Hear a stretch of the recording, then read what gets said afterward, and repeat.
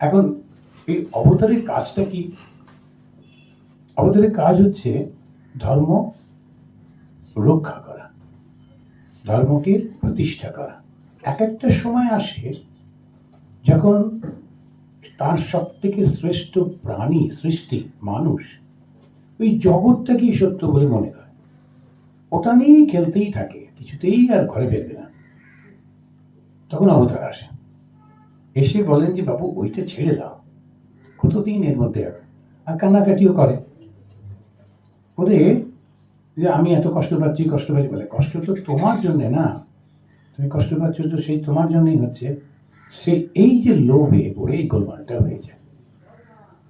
একটা গ্রামে, পুরুলিয়ার গ্রামে একটা বাচ্চা ছেলে খেলছিল, ওর মা খানিকটা চিড়ে নিয়ে এসে ভাজা মুড়ি বলে খাবি, তো হাত কাঁপলো, বাচ্চা তো একটা গাছটা ধরে ধরে ঘুরছিল, ছোট গাছ, তো গাছটা দুপাশ দিয়ে হাতটা এরম করে বাড়ালো, মাঝখানে গাছ, আর ও এরম করে বাড়ালো, ওর মা ওটা দিয়ে চলে গেল। এইবারে খাবে কি করে, মাঝখানে গাছ, ও কিছুতেই খেতে পারছে না, এবার কান্নাকাটি।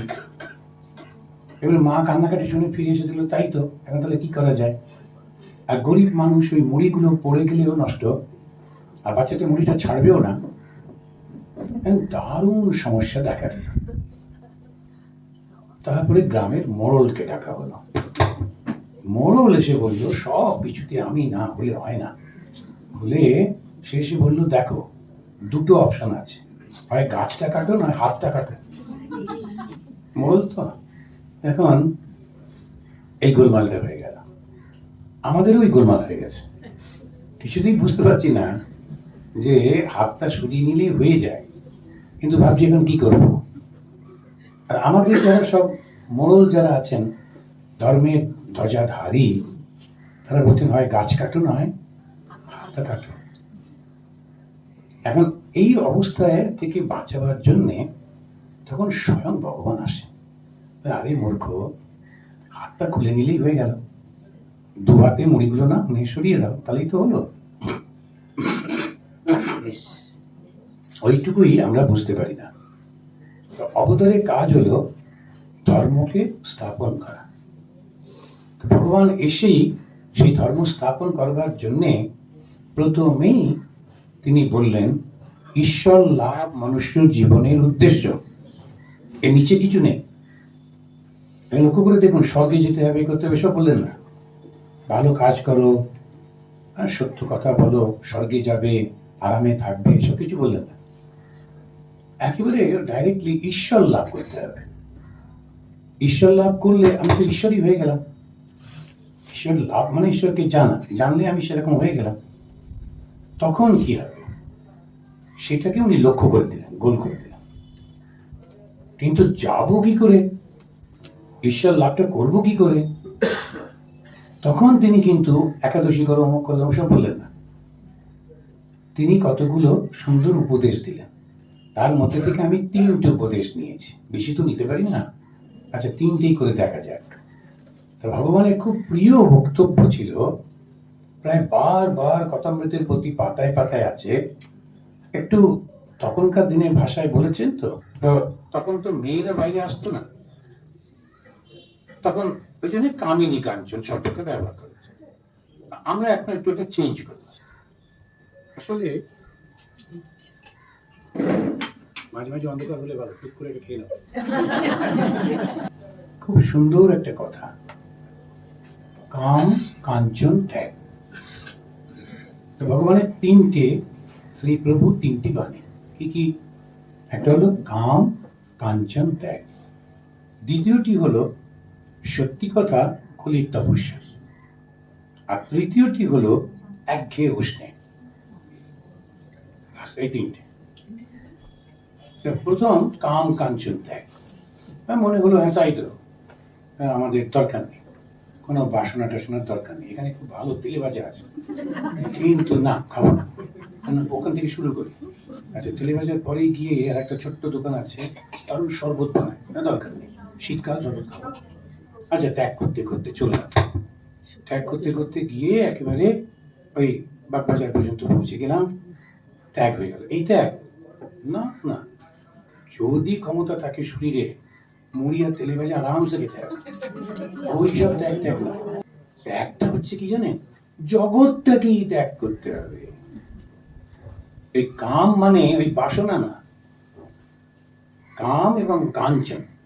কামনা মানে হচ্ছে বাসনা, বাসনা মানে হচ্ছে ভোগ। এই ভোগটা কি করে হয়, কখন হয়? 5 রকম ভাবে আমরা ভোগ করি। কে কে বলবে 5 রকম কি করে হয়? বাহ, ব্যাক বেঞ্চ কি বলে? পঞ্চেন্দ্রিয়, ফার্স্ট ক্লাস। চক্ষু, কর্ণ, নাসিকা, জিহ্বা, দাঁত। এই 5টা ইন্দ্রিয় দিয়ে আমরা কি কি ভোগ করি?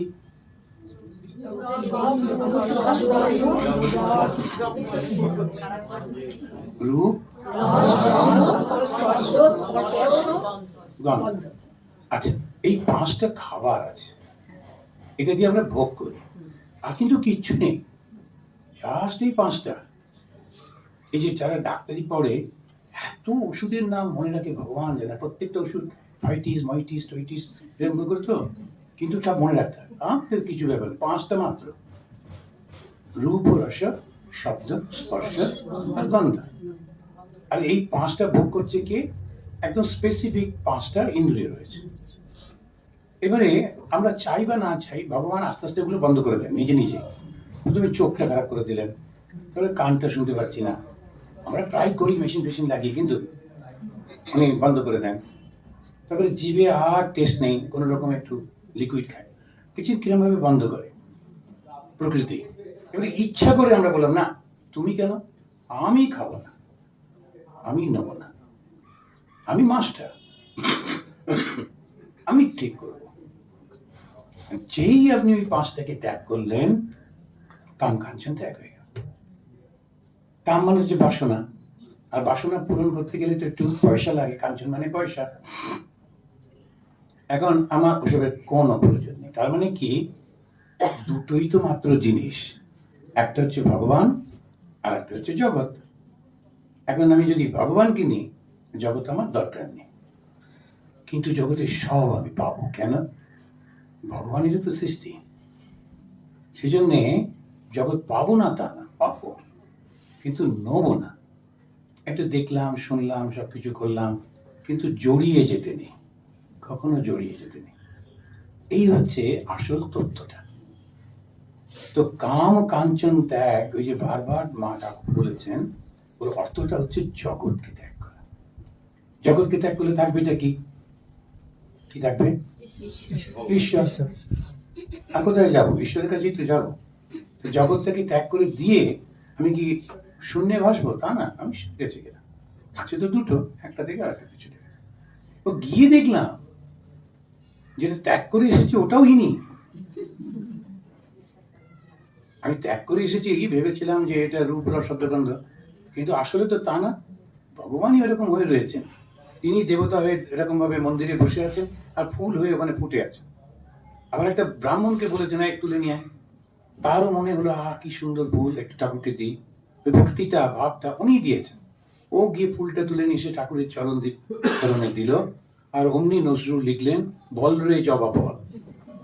আমরাও সেটা বেশ কাঁদতে কাঁদতে গাইলাম। এখন সমস্ত মিলিয়ে টিলিয়ে দাঁড়ালোটা কি? উনারই খেলা তো সব চলছে।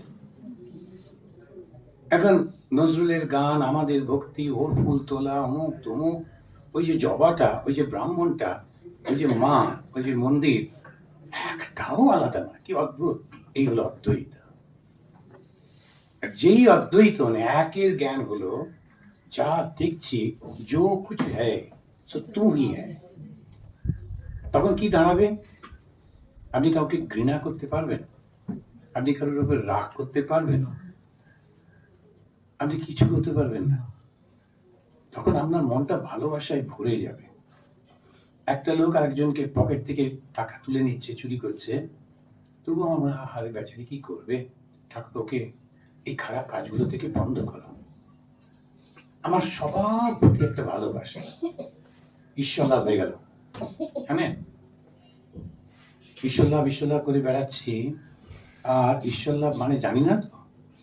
ঈশ্বর লাভ মানেই যেন রাত্রে ঘুমোচ্ছিলাম, মা বুকের উপরে এসে দাঁড়ালেন, ওরে বাবা, সে একদম দম বন্ধ হয়ে আসছে। তারপরে আমি বললাম, মা রক্ষা করো, এসব হলো টলো। দেখলাম না, মা নয়, আপনার পোষা কুকুরটা আপনার ভিতরে ঠেলে টুলে ওকে নামানো হলো। এখন আমরা সবসময় এরকম একটা কিছু কল্পনা করি, এটা হয় না তা না, কিন্তু হয়তো করতেই পারে। কিন্তু সিম্পল ব্যাপারটা কি, কাম কাঞ্চনা ত্যাগ।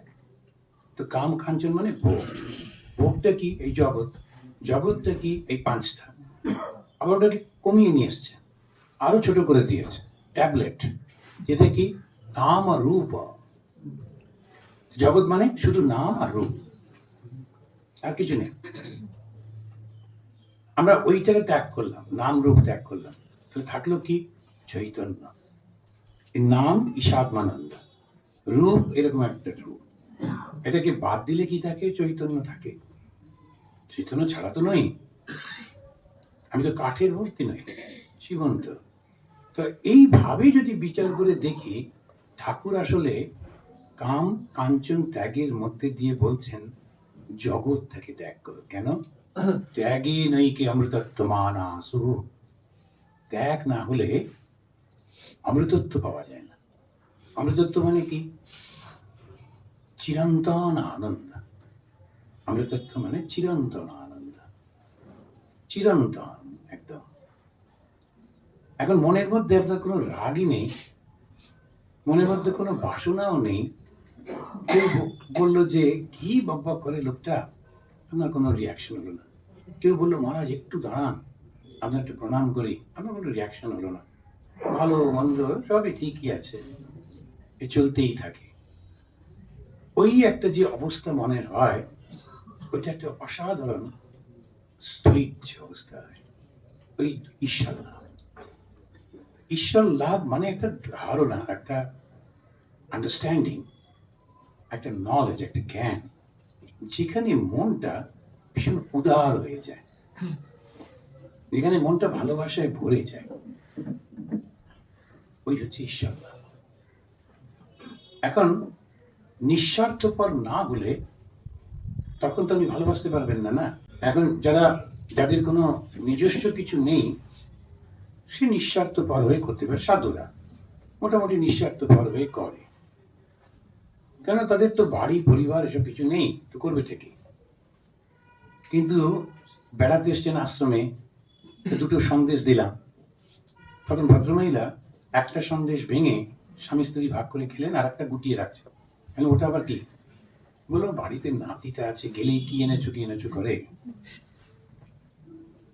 টান আছে। ওই পিছু টান থাকলে এখন উপায় তো নেই না, সংসারে তো ওগুলো স্বাভাবিক।